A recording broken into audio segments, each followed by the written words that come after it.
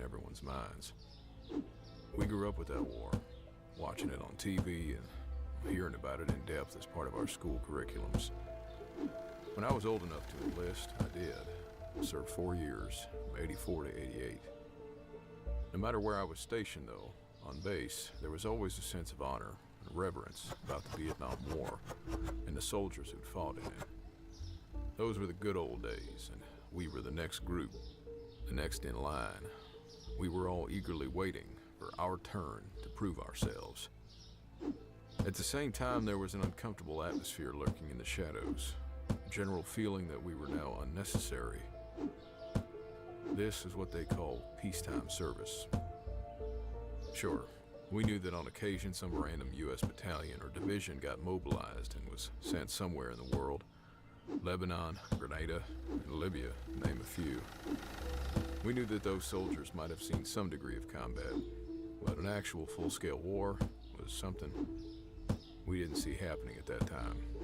Now, why am I telling you any of this? Well, because during my time in the Army, I had a number of strange experiences that seemed to defy explanation. And while the stories I'm about to tell you are true, even I probably wouldn't believe them if I hadn't seen what I did. I don't expect you to believe me either. I certainly didn't expect my chain of command to believe me when these events happened. I was right. They didn't. As it turns out, good soldiers, soldiers that want to be trusted by their peers and their commanders, are expected to be sane, rational kind of people. The kind of people that can be trusted not to go crazy when they're carrying a loaded weapon. When you enlist, before they send you to boot camp, there's a number of physical and psychological evaluations you have to pass. A lot of people fail those.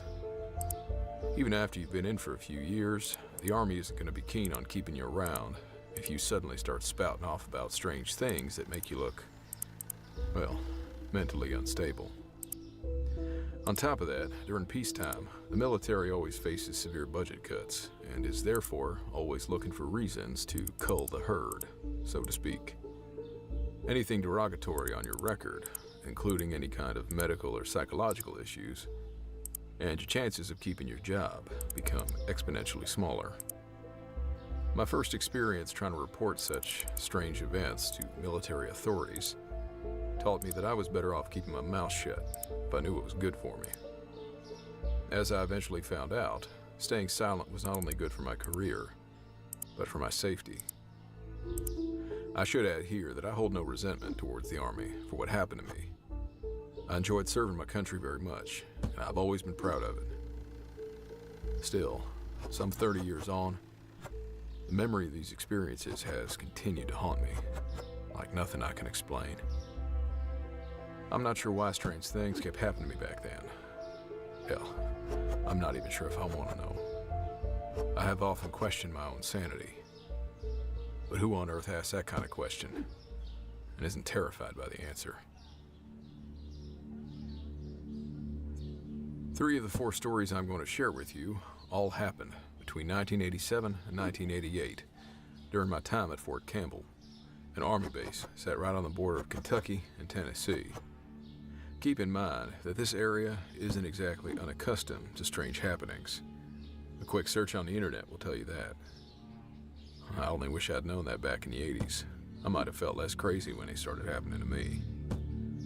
Campbell is just west of the Cumberland Plateau, the same stretch of land where the infamous Champ Ferguson slaughtered all those people during the Civil War over a century ago. The base is also less than an hour drive south from Kelly, the town where, back in the 50s, the Sutton family supposedly encountered creatures that have since become known as the Kentucky Goblins. As I say, the area has quite a unique history. I had first arrived at Fort Campbell around January of 1987, after coming off a short deployment to Central America. I'd first been sent back to my command, the 27th Airborne Engineering Battalion, at Fort Bragg, North Carolina, before being reassigned to the 101st Airborne Division at Fort Campbell. I'll address the reasons for that reassignment later. Having grown up in Tennessee, not too far from the base, I was happy to be stationed back home, near my family, in a familiar area. At almost 165 square miles in land area, Fort Campbell is much larger than most cities in America. It's more than 3 times the size of the city of San Francisco and half the size of New York City. That helps put it in perspective. It's massive. Now, why is that important? Because unlike such large cities, the base is mostly just undeveloped land, with some of it being dedicated to rifle, grenade, and artillery ranges. As such, most of Fort Campbell, as well as the area around it, is nothing but wilderness. Hundreds of thousands of acres, dense, standing forest. Even though my primary MOS was communications, and that occupation would typically keep me inside, working on radio equipment, I unexpectedly found myself spending most of my time working out in those woods, at night. A few months after arriving to the base and being assigned to the 101st, I was given a temporary duty assignment to the MP Battalion, the military police. It was a nice change of pace for me. Instead of fixing busted radio equipment, I was doing security patrols around the base, exploring much more of it than I ever thought I would have otherwise. I soon discovered that Campbell has thousands of buildings and hundreds of miles of streets and roads, with a surprising amount of those being back roads and dirt roads, reaching into the outermost sections of the base's large perimeter. One of the less desired security duties involved driving these back roads and checking on the out-of-the-way areas and inactive properties located on base. I was assigned to a night shift security detail, but on occasion, extra shift coverage was needed. I picked up what I'd consider more than my fair share of extra night shift patrols along the back areas. And don't get me wrong, I actually enjoyed it. With the most excitement I'd had in the Army being my recent deployment down to Central America, and with that growing sense of me being increasingly obsolete, a soldier during peacetime, pulling these night patrols made me feel like I was active military again. It made me feel like I belonged, like I had a purpose. That, and since I grew up in the area, I felt rather at home driving on those back roads, surrounded by nature and being away from the lights and paved streets. The further you get from the city lights, the more of the night sky you get to see. As such, I was happy to find myself out in the backwoods in the dark, even if it was just driving pre-planned routes, shaking locked gates and such. Not everyone felt that way. Sometimes I was paired with a partner that didn't like that particular security detail. We had city boys who hated being sent out in the woods. I found them to be somewhat hilarious in their, well, almost fear of being out on a back road, miles away from any sort of developed area. I didn't mind it a bit. Well, I do admit that it did get creepy at times, being out in the woods in the pitch black dark. Honestly, that just kind of added to the experience. But these nightly patrols were mostly just quiet routine that never amounted to anything exciting. That is, until they suddenly became terrifying. Most of the time, though, it was just 2 guys carrying standard sidearms and rifles, driving around in either a pickup truck or SUV painted the standard OD green. Our job was to simply inspect the perimeter fences and lock gates, as well as a fair few older buildings and storage areas which contained various equipment that was seldom used. With the base being as large as it was, we'd maybe drive for, a good 10 minutes between sites before we'd stop to get out, walk around a bit, rattle a fence gate, yank on a locked padlock, and get back in the truck and drive to the next location. Every once in a while, we might run into someone. Sometimes it might be a soldier out doing something weird at night, like meeting his lady friend out by the perimeter fence, because he was restricted to base. It was his buddy standing there watching them that weirded me out. Or the guy we found going for a midnight run, wearing nothing but his sneakers. That guy told us running naked in the dark was some kind of religious thing. Said he was a druid. People think I'm strange. Other times it was the occasional teenaged army brat trying to spray graffiti on the old buildings. Sometimes we'd find clear signs of trespassers, old campfires, cut fence, stuff like that. It was rare, but there was also the occasional homeless guy that would break into the buildings that had electricity. There was hardly anything valuable in most of the buildings, but we'd still occasionally find broken windows and evidence of people trying to break in to steal something. With the off chance that we might run into some unknown person, I felt a lot more apprehensive when we were checking these locations, the ones with the buildings. Plenty of places for people to hide in the dark. Above all, there was one location that was creepy as all hell, even in the daytime. And we had to check it every night. It was a very large, rectangular, fenced-in lot, filled with a number of old cars and a few storage buildings. When soldiers deploy for 7 to 14 months, if they don't have a house, they usually need to move their stuff out of the barracks into storage. If they have a car, since the base doesn't want a bunch of unused vehicles filling up parking spots, that also goes into storage. Along with a few newer pieces of heavy military equipment and army vehicles, this particular lot was filled with a bunch of very old and rusted out cars, the worst of which had license plates dating back to the early 70s. Practically all the civilian cars were in bad shape, all the tires being long since dry rotted and flat, the car's interiors slowly crumbling to dust. We were told the vehicles likely belonged to guys that deployed to Vietnam, but never came back, either KIA or MIA, and whose families never claimed them, so they were apparently left here and forgotten about. I'm not sure if the Army was trying to keep the cars safe from damage by storing them here, but I imagine that after 15 years, nobody could expect them to do much about it. But sadly, this location was a prime target for vandals and thieves, which our security patrol was supposed to prevent. That and several of the buildings and garages were clearly still in current use for long-term storage of various gear and equipment, which is why we had to inspect it every night. The lot was fairly big, could probably have fit 24 football fields inside of it, and was surrounded by a 12-foot-high fence topped with barbed wire. Usually we just drive around the perimeter and look in through the chain link fence to check for anything unusual. One night in June, though, as we were driving by the section where all the old cars were parked, the guy driving the truck that night, my buddy Wireman, suddenly said he saw somebody moving around inside the fence. Oh, did you see that? See what? That, right there.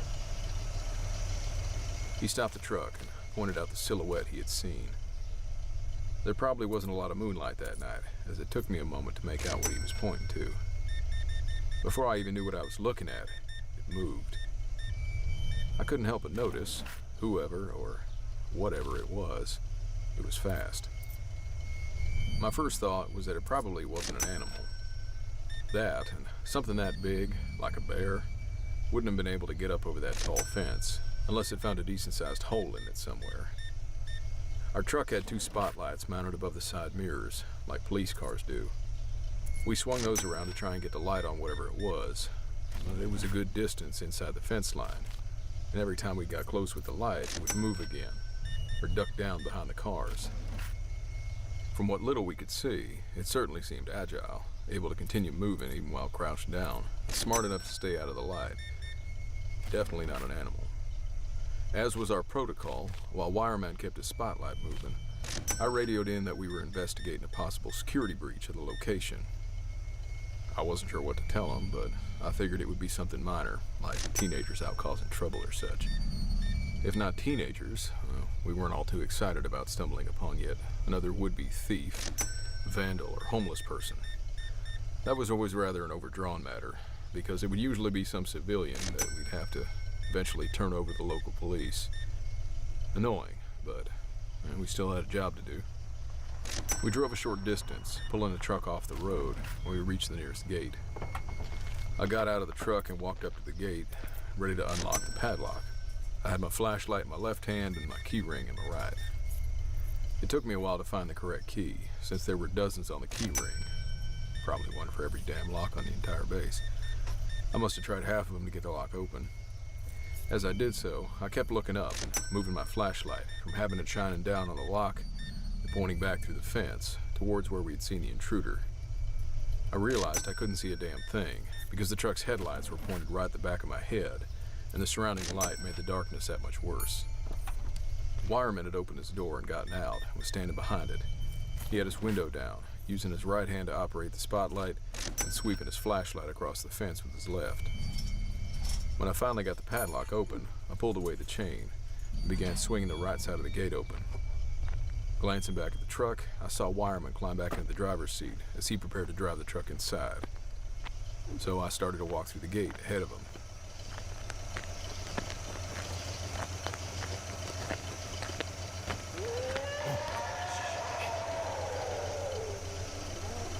What the? A loud, long, blood-curdling shrill of a scream suddenly erupted, some distance ahead of me, piercing the silence of the night.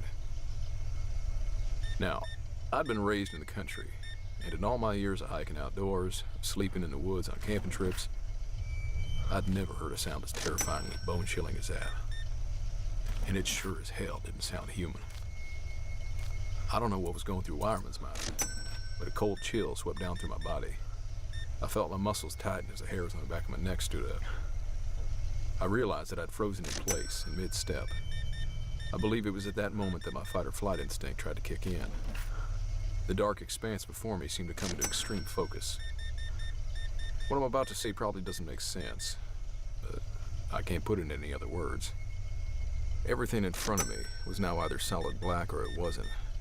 The entirety of my field of vision, the cars, the buildings, transformed into countless silhouettes of different shades of black. The area ahead of me seemed to stretch and expand back into the distance. Realizing what was happening, I tried to fight back against this sudden onset of tunnel vision. Hearing my own heartbeat in my ears, I took a few careful steps backward away from the open gate. I forced my eyes to the right and left, trying to concentrate, trying to see anything that might be hiding out in the darkness in front of me. Although I wasn't sure what that scream was, I knew then that I was absolutely terrified.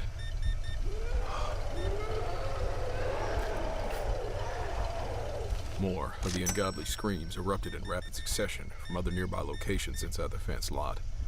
My mind started to reel, trying and failing to make sense of the utter strangeness of the situation. But the Army drills your training into your brain for a reason, to keep you focused on the matter at hand. At his most stressed, every soldier will default to his most basic level of training. I guess you could say I instantly began to analyze the situation. Had there been 5 or 6 screams? These screams meant that there were more out there. But how many? And how many more were out there that hadn't screamed? I realized that whoever they were, whatever they were, they outnumbered us, and probably by a significant amount. I could just feel it, that they were watching me right at that moment. As I stood blindly in the illumination of the truck's headlights, I cursed myself for being an easy target. All of this had happened in a matter of a few seconds. Instinctively, I shoved the key ring against the flashlight in my left hand and drew my pistol with my right. Wireman had apparently been watching me, and he quickly stepped back out of the truck. He drew his pistol as well, pointing it out into the darkness in the general direction where the screams had come from. I kept easing back away from the gate, scanning the area as I closed the short distance to the passenger side of the truck. We heard another scream, seeming to come from the same location as the first. At the same time, out in the darkness, something suddenly stood up. Holy shit. My first thought was that it was too tall, the cars around it only reaching its waist level. It stood motionless for a long moment. Then it lunged forward. Oh, shit. It was quickly closing the 100 yards between us. I finally felt my legs underneath me again. Wireman and I both scrambled to get back inside the truck. Wireman cut the wheel hard to the left and get the truck pointed back towards the road, punched the gas pedal. The tires barked momentarily, and off we went. We certainly could have fired on it in self-defense, but even as terrified as I was, something in my mind must have still entertained a slim possibility that this could just be a few mentally unstable homeless people, or maybe some drunk teenagers. I could not have been more wrong. The road ran parallel to the fence line, with only about a 6-foot gap between the two. As we picked up speed, I glanced back to my right. My heart nearly jumped out of my body. The damn thing was now running alongside the truck, right on the other side of the fence, probably only 10 feet away from us, and it was massive. Instinctively, I swung my flashlight on it through the open window. I'm not sure what I thought. It sure as hell wasn't a man, but it was running upright on 2 legs. I knew how tall I was compared to that 12-foot fence, 6 feet 2 inches. This thing must have been at least 8 feet in height, if not more. It was covered in short, very dark brown hair. The top of its head was tall and rounded, distinctively not human. Its face was also very brown, but it was also, well, shiny, as if it were skin, not hair. but I can't be positive. It had a distinct mouth and nose. It didn't have a snout like a bear, nor did it have a flat nose or face like a gorilla. It ran very fast, not slow and wobbly like a bear. It was unlike any animal I'd ever seen. It had a distinctively thick, wide pelvis and big hips. Its legs were stocky and seemed somewhat short in comparison to the size of its upper body. Aside from being upright on two legs, it didn't run like a man would. It kept its upper body stiff, with maybe only a slight rocking motion from side to side, and it didn't swing its arms. Even as we accelerated, the creature was able to keep up with the truck, running all out, its legs pumping furiously. Clearly, it was very strong. Only sheer brute strength could be pushing it forward at that speed. It was loud, too. I could hear its heavy breathing, even over the truck's engine, and the sound of the tires on the old road. It made a loud and deep grunting noise as it ran, as if it were moving a huge volume of air through its lungs. With my flashlight on it, I realized it wasn't watching where it was running. It was looking right at me, and it looked pissed. Its eyes didn't reflect the beam of my flashlight like a deer's would, but I couldn't be sure. Also, I'd swear it had whites of its eyes, like a human. Motherfucker! As Wireman shouted, I came back to my senses, again feeling the adrenaline hit my brain and body. I quickly looked over at him, expecting to see another one running along his side of the truck.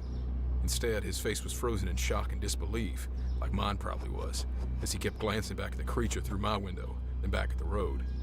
The chase had begun only a few seconds earlier, and we were now finally traveling fast enough to pull away from it and leave it behind. Turning back to watch it, a new surge of fear and astonishment hit me. The damn thing suddenly leapt high up onto the fence, the 12-foot fence, and managed to sling itself over, making it look easy. But instead of landing on its feet, it crumpled to the ground, landing in a heap. It must have gotten itself caught on the barbed wire, I thought. Still trying to look backward, with my head only slightly out of the open window, I saw it struggling to stand up. It seemed to be fighting with something, most likely having pulled the barbed wire down, off the top of the fence.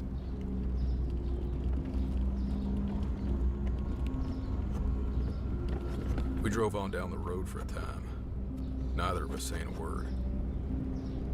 Should we call this in? What the hell are we gonna tell him? More out of instinct than anything, Wireman just kept driving on to the next location on our patrol route. Despite what had just happened, we both knew we'd have to continue with our assignments. Neither of us wanted to say so, but we also knew we'd have to return at some point to re-secure the gate that I'd left wide open.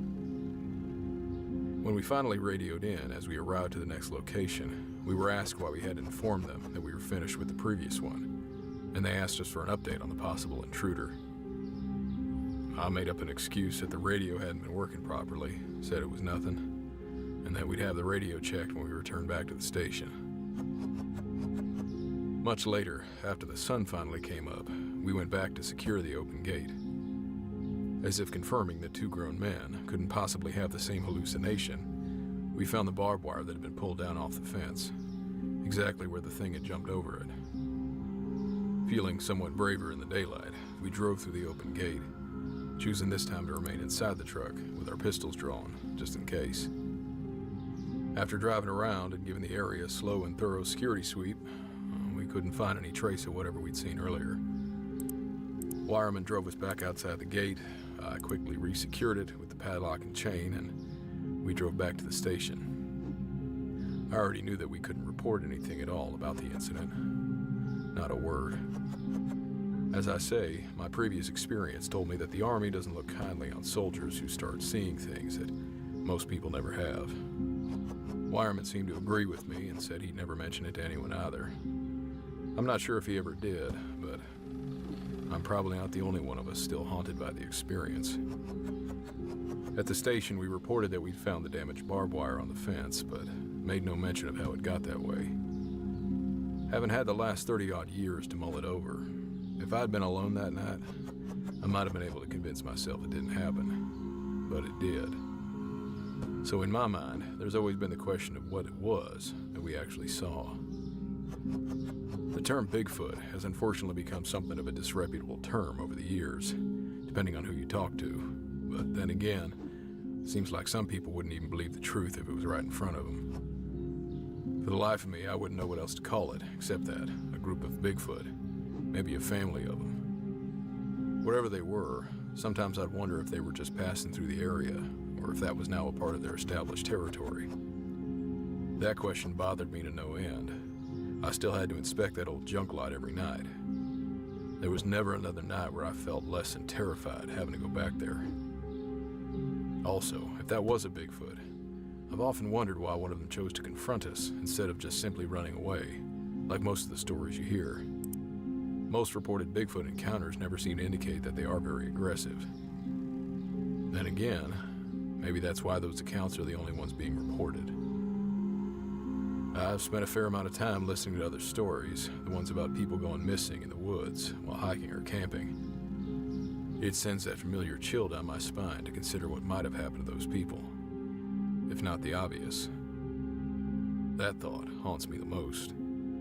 Had I been alone, or if that thing had managed to get to us, I've often wondered just how bad that night might have gone.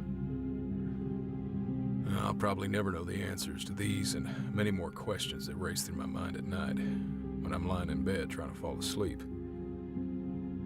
Most unfortunately, as I understand that telling you this probably does little to bolster my own credibility, I indicated at the beginning of this story that this encounter wasn't the only strange thing I would see. Out there, on Fort Campbell's dark roads.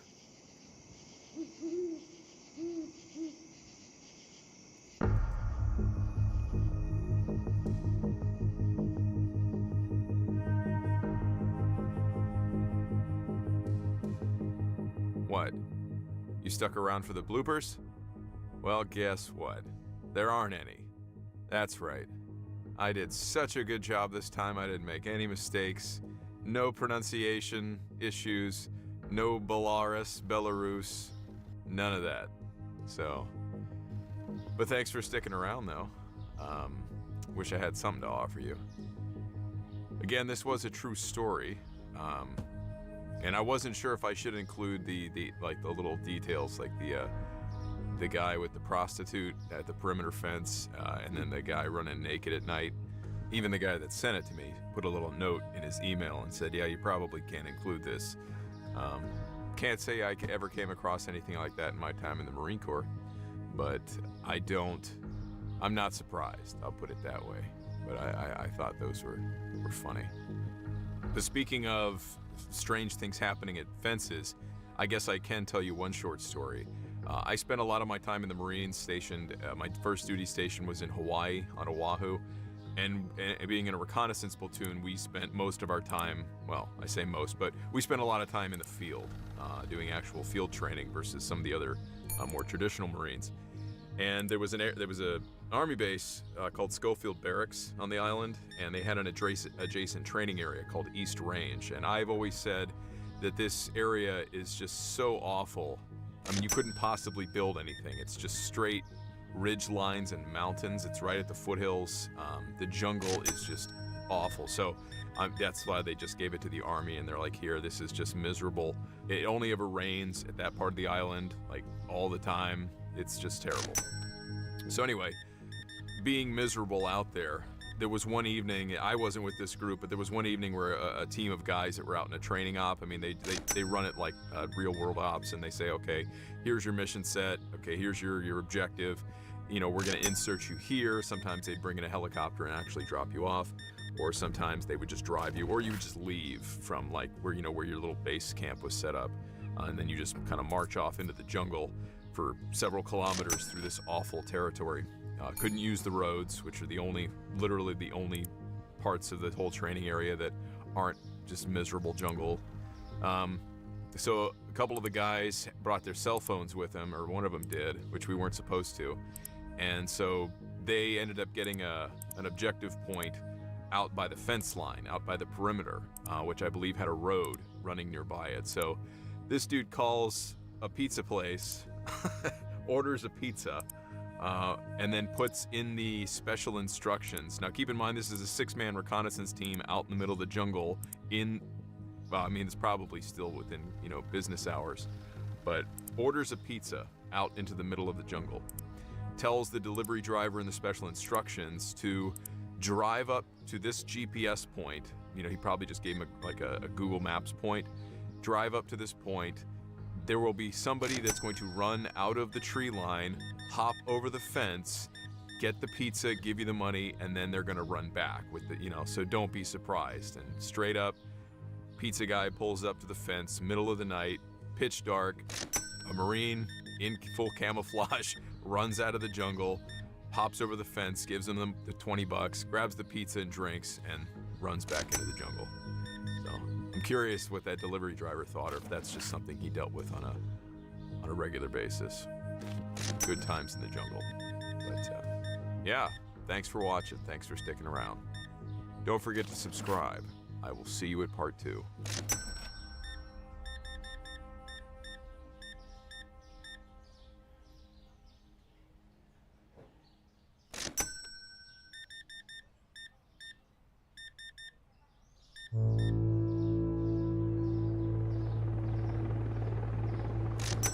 Regardless of how anyone feels about it, the United States government is rather big on keeping secrets.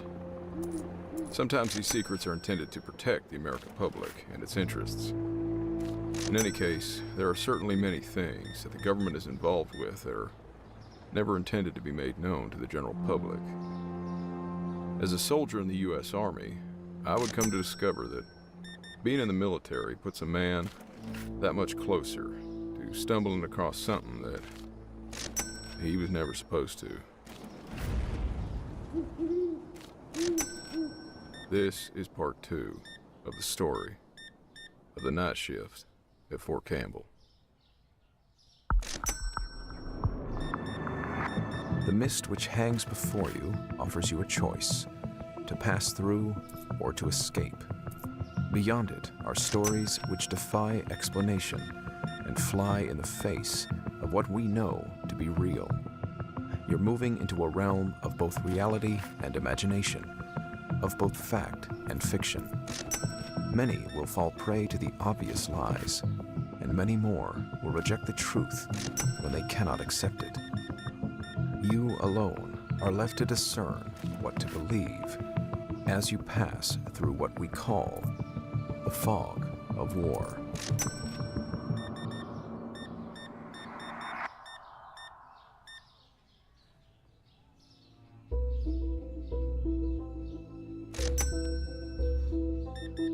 My days and nights while stationed at Fort Campbell were a great time for me. To say the very least, those 23 months were the most interesting part of my life. I say interesting because although my primary occupation was in communications, I was temporarily transferred to the Military Police Division to work as a security guard. Since fixing broken antennas, radios, and other comm gear was far from exciting, I very much enjoyed doing those daytime and nighttime security patrols along the mostly quiet back roads and secluded areas in and around the large base. However, I did have more than a couple, what I would call, strange encounters during the conduct of these patrols. One of these encounters wasn't anything you might consider highly unusual, or maybe it was. I mean no disrespect by saying that I am well aware that our government has plenty of secrets. The world is full of unseen dangers, and there are, of course, some things that are best kept under wraps in the interest of protecting not only Americans, but those countries with which we are allies. I'll give you an example. One of the biggest secrets maintained by the United States government was to conceal an entire American city from the outside world, even from fellow Americans. The city is called Oak Ridge, Tennessee, and it's actually just a few hours' drive east of Fort Campbell. For those who don't know its extraordinary history, the U.S. government built the entire city of Oak Ridge in just a matter of months, back in the 1940s. It was intentionally hidden, tucked away inside 60,000 acres of land, purchased in the undeveloped and isolated backwoods of Tennessee. The entire city, everything right down to the city streets, stoplights, and sewers, was planned and constructed by the U.S. government to house one specific group of people. These were the tens of thousands of civilian personnel, along with their families, who were secretly relocated into Oak Ridge to accomplish one goal: to acquire and prepare the materials needed to manufacture the newly developed atomic bomb. The year was 1942. The A-bomb was a new wonder weapon of mass destruction, and it was going to end the war. if not tragically. During World War II, the city of Oak Ridge was a vital part of the then top-secret Manhattan Project. As such, its very existence was kept hidden from the outside world. It wasn't even listed on maps for several years, not until after the war was over. Now, imagine how hard it is to keep an entire city a secret like that. What would happen, hypothetically, if some random hiker got lost and stumbled into the town? I have no idea. But if a private citizen learns about a government secret like that, it's probably a big surprise for him. The person might have a hard time keeping quiet about it. And if a secret that big gets out, the rest of the world would soon know everything about it. You can only imagine the potential consequences of Oak Ridge being discovered, the damage to the Manhattan Project, and the impact it would have had on the war.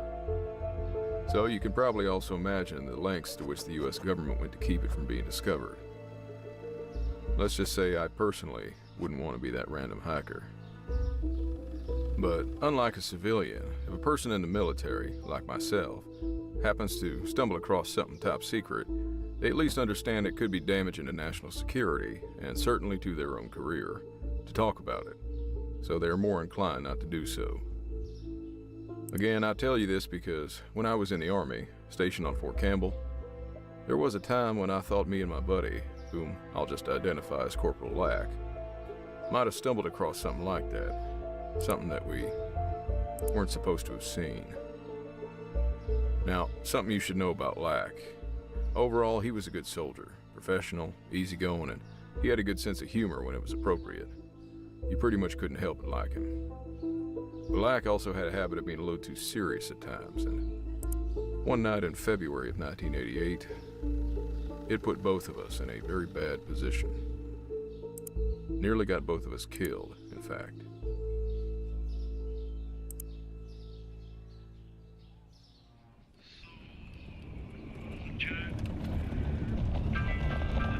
Bravo 47, this is Command. Command over. This is Bravo 47. Send it. What's your current location? One cold night in February, while we were conducting our routine patrol around Fort Campbell, Lack and I received an unexpected radio call. Our dispatch informed us that they'd been contacted by the nearby dispatch center, the Clarksville Police Department, because they'd received a 911 call about a possible crash of a small civilian plane, someone having spotted it flying low over the base's southern fence line. Since the caller said they thought that the plane had crashed on the base, the local civilian police couldn't conduct the initial investigation, so they called the base police. Lack and I were patrolling in that general vicinity of the base, so we were assigned to search the area where the caller believed the plane may have gone down. We were somewhat skeptical. Planes don't exactly crash every day. So as we drove around the area, we didn't really expect to find anything. This area of the base was less heavily forested, having some open patches of land scattered alongside the roads. After a bit of slow driving in the dark, shining the truck's spotlights along the tree lines as we went, we suddenly saw what indeed appeared to be a crash site in one of these open fields. Getting out of the truck with our flashlights, we walked quickly, although very carefully, towards the wreckage, shining our lights around, trying not to step on any of the countless pieces of wreckage and debris. In hindsight, I maybe should have radioed our dispatch right away, before leaving the truck, to confirm that we had found a downed aircraft. But in the heavy darkness, I suppose we were curious and wanted to confirm what it was before reporting it, as well as to check for survivors in need of help. The pile of wreckage was billowing some steam, which was quite visible in the beams of our flashlights. The main fuselage lay among scattered debris, sitting in the middle of the field, about 75 yards from the road, about the same distance from the tree line behind it. As we got closer to the main body of the aircraft, we were shocked to realize that these were not the remains of a civilian plane. It was one of our own Apache attack helicopters, or rather, it was what was left of one. Unable to detect the smell of spilled fuel, nor seeing any indication it might catch fire, we kept approaching it, hoping again to first check for any survivors, although the general appearance of the crash site didn't seem hopeful. The ground showed a significant crater at its initial point of impact. Pieces of the helicopter were clearly buried in it, with a length of other impact points and bits of debris strewn along the ground in front of it, a number of detached rockets also laying scattered around the clearing. These additional craters indicated that it had likely bounced after its first impact, and then flipping or rolling a number of times before coming to a stop. Now the broken and twisted heap of metal that lay before us. Scanning the tree line behind it with our flashlights, there was a section of trees whose tops were noticeably damaged. Considering the 911 call about a low-flying aircraft, we figured that the helicopter must have clipped the treetops at a fast speed, which caused it to crash as hard and as abruptly as it did. The pilot probably had little or no time to react. The damage to the Apache, including its cockpit, was extensive. Seeing this, we knew then that there was little chance of either of the two pilots having survived. I told Lack to check the cockpit anyway, before I jogged back to our truck, carefully avoiding the debris, so I could radio back a report on the crash. And that was when this strange situation got even stranger.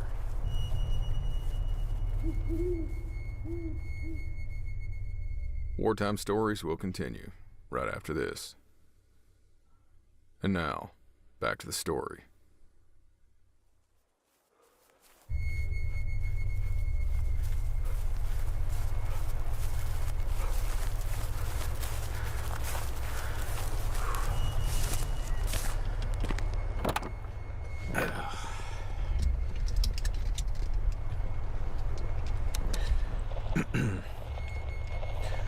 This is Bravo 47 calling command. Come in, over. Command to Bravo 47. Go ahead. We are currently at... What the hell? Command, this is Bravo 47. Do you read me? Huh. Well, that's weird. Command, this is Bravo 47. Command, over. Right after my dispatch acknowledged my call-in, my transmission was suddenly drowned out by some kind of radio interference. A distinct electronic hum was the only thing I could hear. I clicked through the radio, trying a few other channels, but the same interference seemed to be preventing me from transmitting on those as well. Being my primary MOS was communications, I suspected, shall I say strongly suspected, that this wasn't just some kind of random interference with our radio. I had certainly never heard it before. I knew enough about radio signals to know when something strange was happening. Here, I'll give you an example. If you're ever driving down the road and listening to your car's radio, specifically AM radio, and you pass by some overhead power lines, you'll notice the radio signal will often either get fuzzy or be completely drowned out by static. That interference is caused by the electromagnetic energy coming off the high voltage power lines. However, out here in this empty field on Fort Campbell, there were no power lines or any other reasons for this kind of sudden, very powerful radio interference. I had no idea why, but it seemed very possible that the designated radio frequencies we were using were intentionally being jammed, on all available channels no less. Unable to send up a report, I impatiently tossed the radio handset onto the front seat. I then reached into the cargo area of the truck, grabbing a fire extinguisher, before jogging back over to the wreckage. Black was now standing right beside the airframe, staring at the pilot, who was still strapped to the rear seat, plainly visible through what little remained of the chopper's canopy. Starting to open my mouth, wanting to tell Lack about the issue with the radio, I suddenly stopped, my attention being drawn back to the pilot. He wasn't wearing the right uniform. In my experience, American pilots would normally have worn an olive green one-piece zippered flight suit. This man was wearing something that looked much more like the older Vietnam-era fatigues. OD green, with large buttons down the front of the blouse, and the jacket. Shining my flashlight from various angles, looking for any other identifying markings, I then saw the patch of a foreign flag sewn onto his upper sleeve. My suspicions were confirmed. Having deployed to Central America myself, if only for a few weeks, I thought I had recognized the uniform he was wearing. A Honduran Army uniform. Very much out of place on someone piloting an American helicopter, I thought. He was wearing the right headgear, though, a pilot's helmet, which was equipped with its rather obvious integrated night vision hardware and target acquisition display. He was also very clearly dead. No surprise to us, though. We figured there was little chance of either the pilot or the gunner having survived a crash this bad. The nose of the helicopter having been practically obliterated on impact. The front part of the aircraft where the gunner would have been seated was just gone. If there had been 2 men in that helicopter, you wouldn't know it by looking at it. Looking back at Lack, who looked as confused as I was, I suddenly remembered the issue with the radio and told him about it. Not sure what else to do, we continued carefully walking around the wreckage, looking for anything else unusual while discussing what our best course of action was, what with not being able to communicate anything back to our command. Having a fire extinguisher on hand, we figured at least one of us should stay close to the wreckage, in case it caught fire. Being able to stop a fire as soon as it started might help preserve something important for whoever would end up investigating the crash.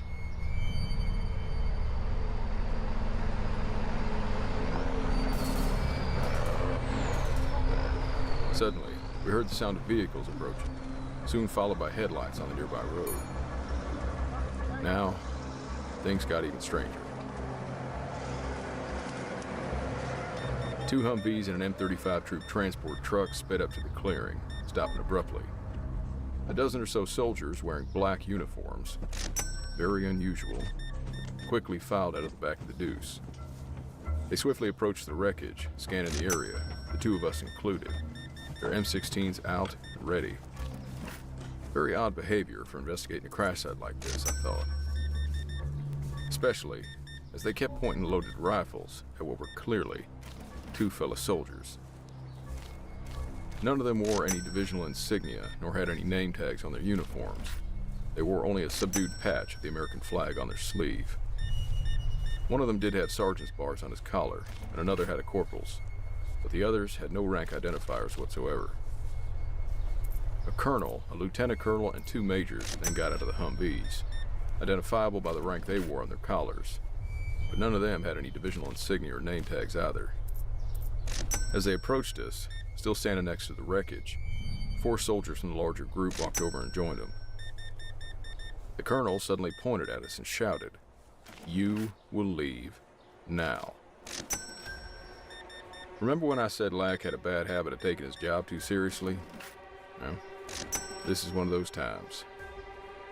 He got, if you will, all formal and by the book. He firmly told the colonel that we were not leaving the area until we were properly relieved, according to the rules and regulations and all that. Well, the colonel was clearly not happy with his response. By the look on his face, his 2-second fuse was already halfway burnt. Personally, I felt that the regulations on this were pretty clear and obvious. The colonel was very much our superior officer, and he'd given us direct orders to leave. I was fine with obeying those orders and leaving right then and there. But for the life of me, I don't know what Lack was thinking. And I certainly did not expect what happened next. The colonel turned to one of the blacked out soldiers, the one wearing sergeant's bars, and very clearly said, "Sergeant, if they are not gone in 30 seconds, kill them."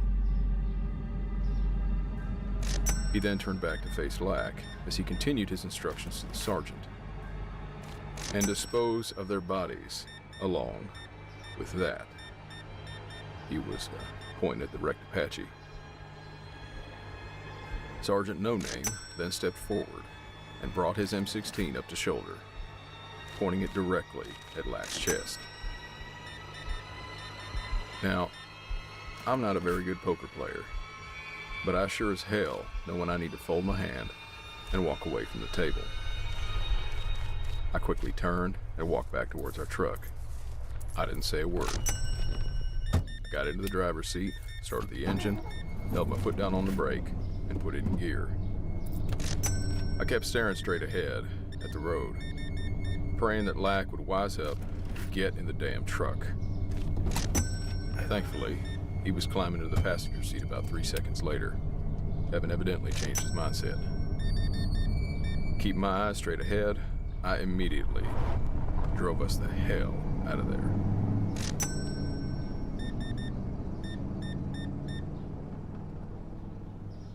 Wartime Stories will continue right after this. And now, the conclusion of our story.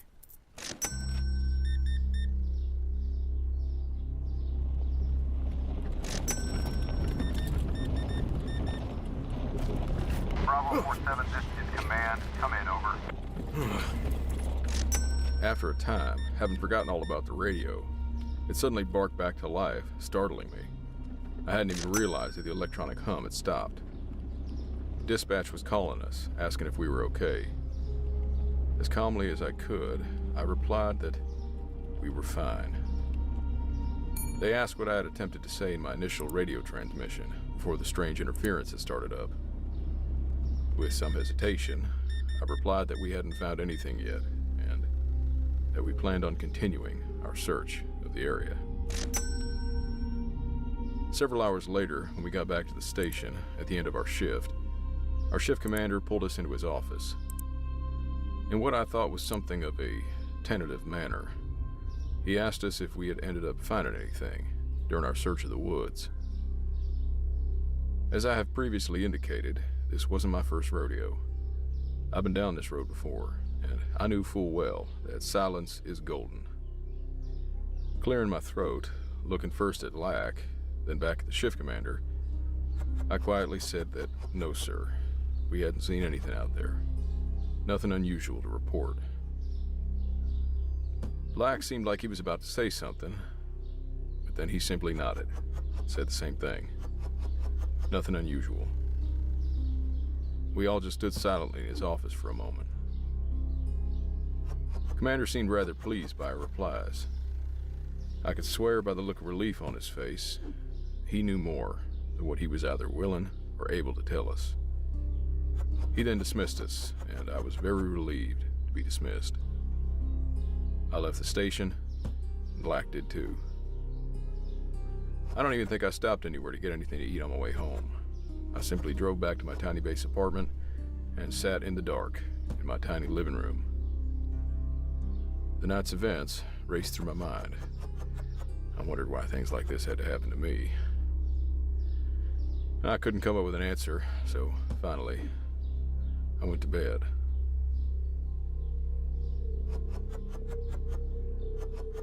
We never heard anything about any civilian plane crash. I never asked anyone about it either. For a good number of years afterward, I would find myself lost in thought, wondering if that colonel was bluffing, or if he really would have had Lack and me killed if we had chosen not to leave the crash site. Some years beyond that, after I got married and started a family, now having my own children, I began to question what became of the bodies of the two men who died in that helicopter crash. Where were their final resting places? What were their families told? Or did their remains in that Apache helicopter simply vanish into the void of yet another classified government secret? As for why a Honduran soldier was sitting in the pilot's seat, I may be able to offer you some amount of explanation. I would come to learn that at that time, the Apache was being used to secretly train foreign pilots to fly U.S. military helicopters, and for a specific reason. On March 17, 1988, only a month after the night we discovered that crashed Apache, thousands of U.S. military personnel, some from the 82nd Airborne Division, deployed into Honduras in support of Operation Golden Pheasant. As I have alluded to already, I was also deployed to Honduras, but that was in December of 1986, more than a year before this official operation began. My group was assisting with the construction of an airfield, likely to prepare for the upcoming airborne operation.